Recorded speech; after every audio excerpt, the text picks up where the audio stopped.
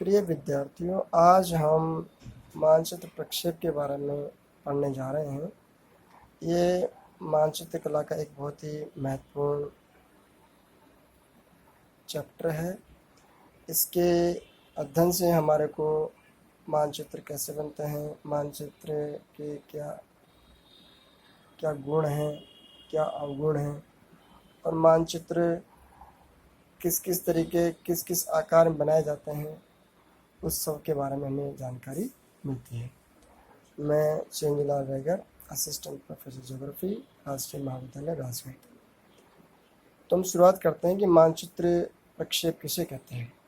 गोलाकार पृथ्वी अथवा किसी बड़े भूभाग का समतल सतह पर मानचित्र बनाने के लिए प्रकाश अथवा ज्यामितीय विधियों के द्वारा निर्मित अक्षांश देशांतर रेखाओं के जाल या भू ग्रिड को मानचित्र प्रक्षेप की संज्ञा दी जाती है।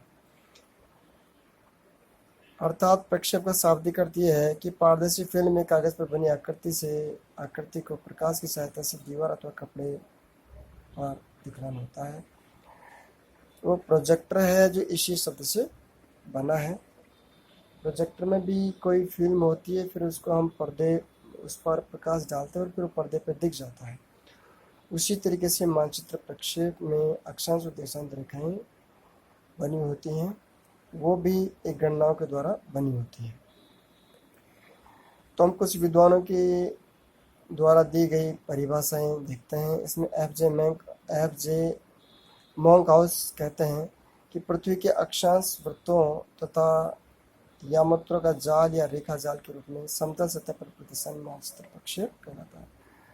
अर्थात हमारी पृथ्वी का विशाल आकार है, उसको एक समतल सतह पर प्रदर्शित करने का एक तरीका है, वो मानचित्र प्रक्षेप कहलाता है। जे स्ट्रेस के अनुसार मानचित्र प्रक्षेप ग्लोब के अक्षांश व देशांतर रेखाओं को सपाट कागज पर प्रदर्शित करने की विधि है। यह भी उसी तरीके का अर्थ देती है। अब हम ये इस पर बात करते हैं कि मानचित्र प्रक्षेप की आवश्यकता क्यों पड़ती है। तो हम सभी जानते हैं कि ग्लोब के रूप में हम पृथ्वी की स्टडी करते हैं और एक मानचित्र के रूप में। तो दोनों में क्या अंतर है, दोनों में क्या सुगमता है, क्या कठिनाई है, वही इसकी वो उनके बारे में जानने से और पता चलती है। तो पहला कारण है कि मानचित्र प्रक्षेप की आवश्यकता क्यों पड़ी। तो ग्लोब के समस्त भाग को एक दृष्टि में एक साथ नहीं दिखा जा सकता, क्योंकि उसको घुमा फिरा करके देखा जाता है। दूसरा है आकार बड़ा होने के कारण ग्लोब को एक स्थान से दूसरे स्थान पर ले जाने में कठिनाई होती है तथा से कागज आदि पर बने मानचित्र की भांति मोड़ कर रखना संभव नहीं है, इसलिए मानचित्र बनाने ज़्यादा सहायक होता है। तीसरा कारण है ग्लोब पर दो स्थानों के बीच की दूरी को मापना कठिन होती है, क्योंकि वो ग्लोब गोल होता है और उस पर हम कोई दो दूरियां नापने में हम समतल सतह न होने के कारण हम नहीं नाप सकते, जबकि मानचित्र पर नाप सकते हैं। चौथा कारण है पृथ्वी के किसी छोटे भाग को वृत्त मापने पर दिखलाने के लिए ग्लोब के आकार में इतनी वृद्धि करनी पड़ेगी कि ग्लोब का प्रयोग असंभव हो जाएगा।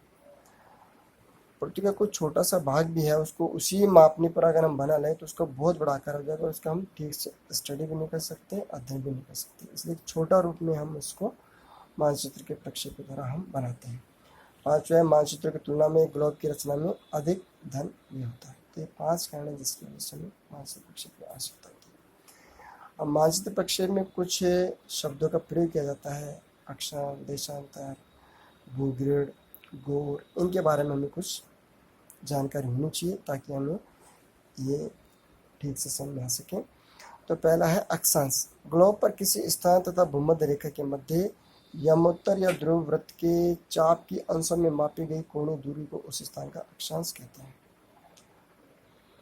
अक्षांश वृत्त ग्लोब पर समस्त यामोत्तरों या ध्रुव वृत्तों के भूमध्य रेखा से समदूरस्थ बिंदुओं को मिलाने वाली रेखा को अक्षांश रेखा या अक्षांश वृत्त कहते हैं।